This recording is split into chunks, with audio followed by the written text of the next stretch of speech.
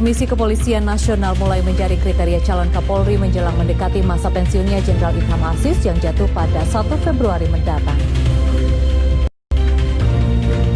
Jelang Natal dan Tahun Baru, PT KAI Daob 7 Madiun tetap mewajibkan calon penumpang untuk menunjukkan surat bebas COVID-19, rapid ataupun. Informasi pertama, Saudara, Komisi Kepolisian Nasional Kompolnas mulai menjaring kriteria calon Kapolri mendekati masa pensiunnya Jenderal Idham Aziz yang jatuh pada 1 Februari mendatang. Anggota Kompolnas Pungki Indarti mengatakan saat ini pihaknya tengah fokus menentukan calon kriteria Kapolri yang lebih detail. Kriteria diperoleh dari masukan internal Polri dan eksternal Polri. Pada awal Desember 2020, Kompolnas telah menyelenggarakan beberapa fokus group discussion untuk mendapatkan masukan terkait kriteria yang lebih detail bagi calon Kapolri di masa mendatang. Selain dari internal Polri, masukan kriteria juga didapat dari tokoh-tokoh masyarakat, wakil akademisi, wakil organisasi media dan LSM, serta dari purnawirawan Polri yang diwakili Kapolri dan Wakapolri pada masanya. Pungki menyebut kriteria tersebut berdasarkan pasal 11 ayat 6 Undang-Undang Nomor 2 Tahun 2002 tentang Kepolisian Negara Republik Indonesia. Di dalamnya diatur kriteria Kapolri dilihat dari prestasi, track record, dan integritas. Terdapat jenjang kepangkatan dan karir yang juga diperhatikan. Dalam jenjang kepangkatan yakni perwira tinggi atau pati yang memiliki pangkat tertinggi di bawah Kapolri. Sedangkan yang dimaksud dengan jenjang karir ialah pengalaman penugasan dari perwira tinggi calon Kapolri pada berbagai bidang profesi kepolisian atau berbagai macam jabatan di kepolisian.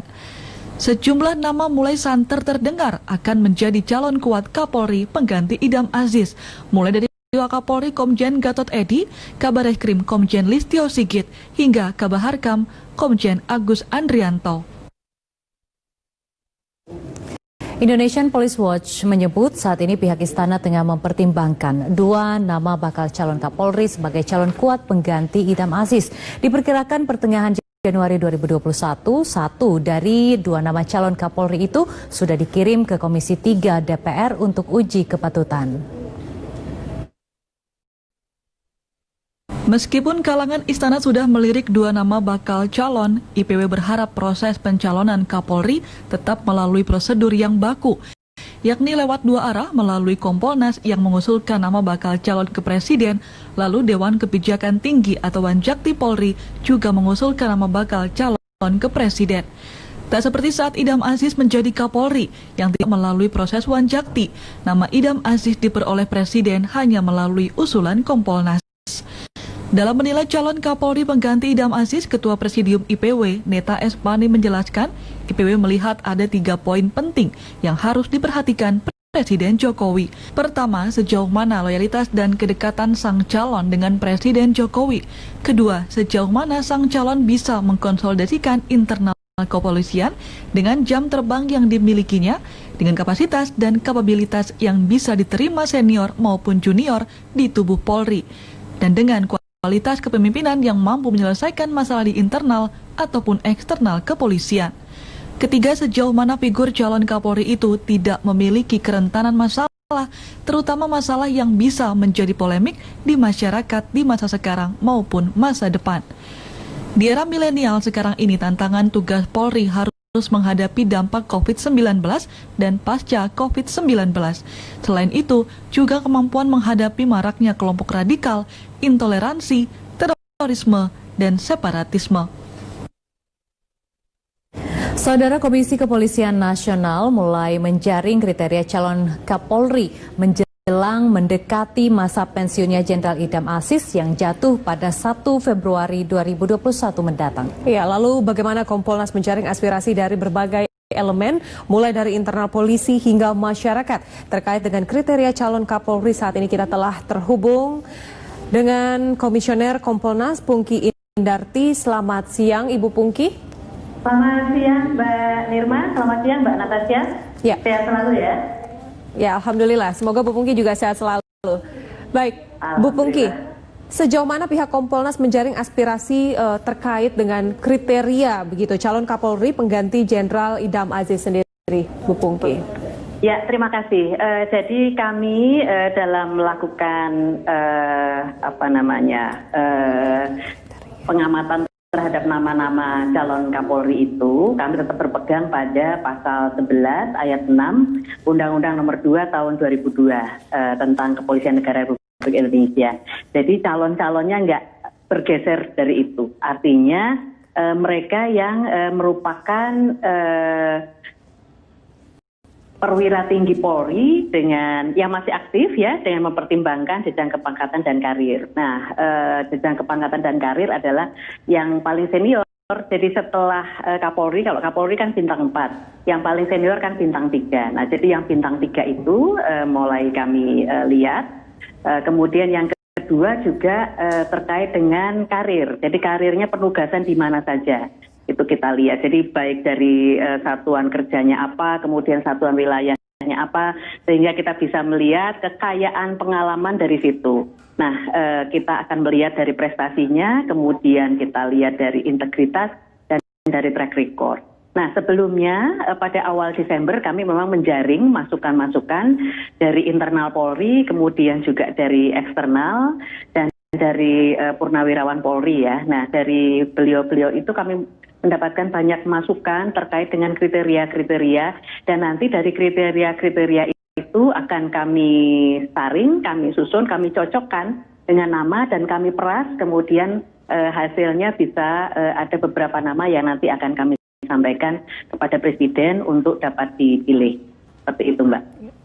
Baik, Bu Pungki, sejauh ini ada nama-nama tentunya yang beredar di media, ada 2 atau 3 nama. Apakah 3 nama ini emang benar-benar nantinya akan menjadi calon kuat, calon Kapolri, Bu?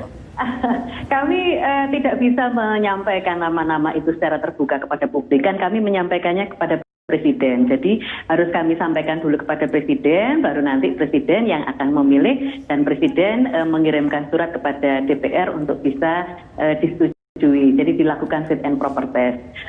Untuk terbuka misalnya menyebutkan si A, si B, si C, itu bukan kewenangan kami. Jadi kami tidak bisa membuka kepada publik.